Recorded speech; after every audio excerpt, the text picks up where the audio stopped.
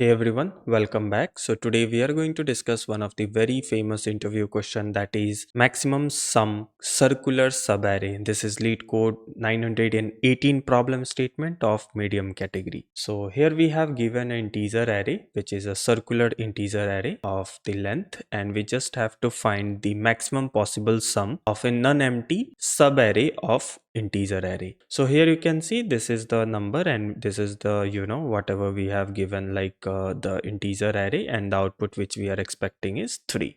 In this case, if you will see, this is the first scenario where you have given the array and you just have to find the subarray within this particular array. In another case, if you will see, this is the another scenario where you have this array 5 minus 3 and 5. So in this case, this is in a circular way, right? So if you will sum up these two, first and last element, then you will get 10. So we can easily solve this problem statement using Kadane's algorithm. Similar kind of problem statement in order to find the maximum sum we have already solved in previous video. So I will recommend you to watch that video to have better understanding for Kadane's algorithm. Now in this problem statement, we just have to find the max as well as min, okay, in order to get the maximum sum.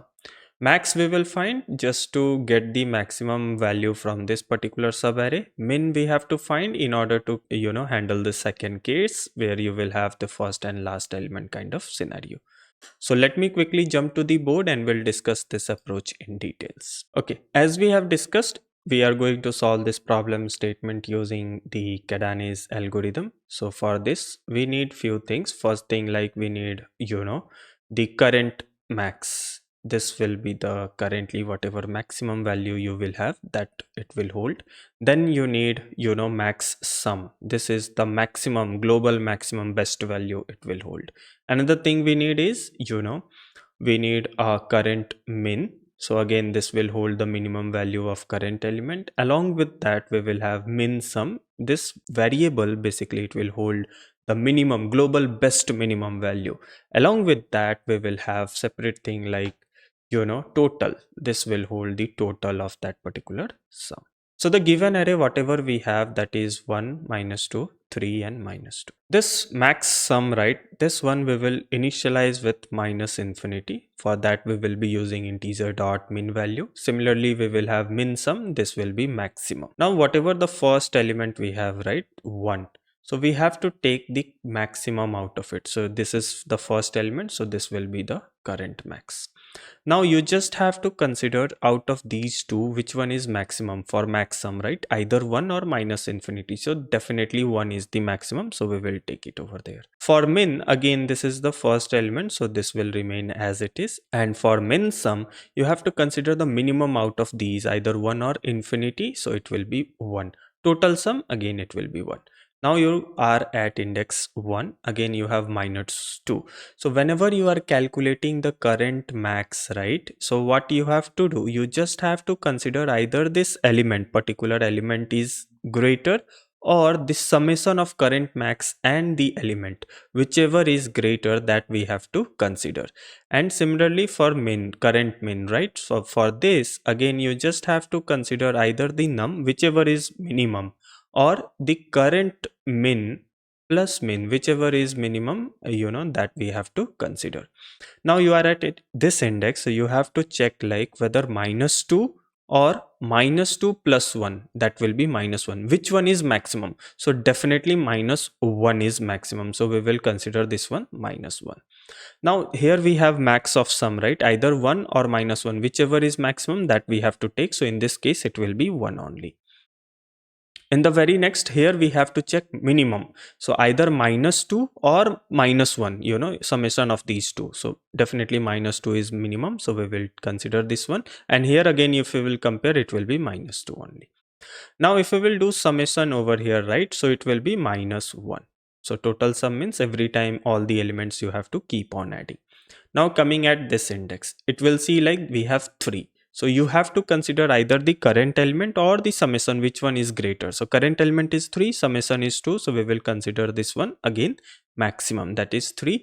Now if we will compare these two, the 3 is maximum. So we will consider max sum. Now here we have to take minimum, right? So 3 and minus 2. that will be 1, and this 3, which one is smaller? 1 is smaller, so we'll consider 1. Here already we have number in negative, which is the minimum sum, so it will remain as it is. Now you have this 3, right? So what you have to do, you just have to add it over there, so you will be left with 2. Now at last you just came here and you saw like it's minus 2. So the current element is minus 2 and the summation will be 1. Which one is the maximum? Definitely 1 is the maximum. If we will compare 3 and 1, which one is maximum? 3 is maximum. And here if we will see, this is 1 and minus 2. So if we will do minus 2 and 1, it will be minus 1, and the current element is minus 1. So which one is smaller? That is minus 2. Now here we have already minus 2, so we are not going to update anything, and total sum again it will be 0, because 2 minus 2 it will be 0. Now you just have to check like this max sum, either of them, either max sum is greater, then we will return this one, or total sum, out of total sum if we will subtract the min sum, if this one is larger, then you just have to return. So this is for first case and this is for second case. In another scenario, we have seen like 5 minus 3 and 5. So in this case, we will be using this one. From total, we just have to remove the minimum and you will get your total sum, that will be 10. Let me quickly jump to the LeetCode compiler and we'll write the code for the same. Okay, as we have discussed, the first thing we need is current max, that will be initialized with 0. Another thing, we have to calculate the max sum. It will be the minimum value, that will be min underscore value. Similarly, we have to calculate the current min, and this value will also be initialized with 0, and we have to calculate the min sum. So for that, it will be holding the maximum value, that is max value. Now also we have discussed like we need total sum variable, so initially it will be 0. Now iteration will start, and here we are going to use for each loop. Each time it will just calculate the current sum. So current sum will be math.max, either it will be the current number or the current max plus the particular numbers. Okay, similarly we just have to calculate the max sum. So max sum will be either math.max, we just have to use either of them, either current max or this particular max value, whichever is greater, right, that it will consider. So it is max sum. Now this is Kadane's first rule, and in second case what we have to do, we just have to calculate the current min. So for current min, again we just have to use math.min, and here we just have to take either of them, either the num or current min plus this particular num, whichever is smaller, that we will consider. Similarly, we just have to calculate the min sum. This will be again we have to use math.min, and here again we have to consider either the current min or this particular min sum, whichever is smaller, that we have to take it. Each time we will keep on adding the value in this particular sum value, as we have discussed. Now if by any chance the maximum value is less than 0, in that case what we have to do, simply we just have to return the maximum, so global maximum value.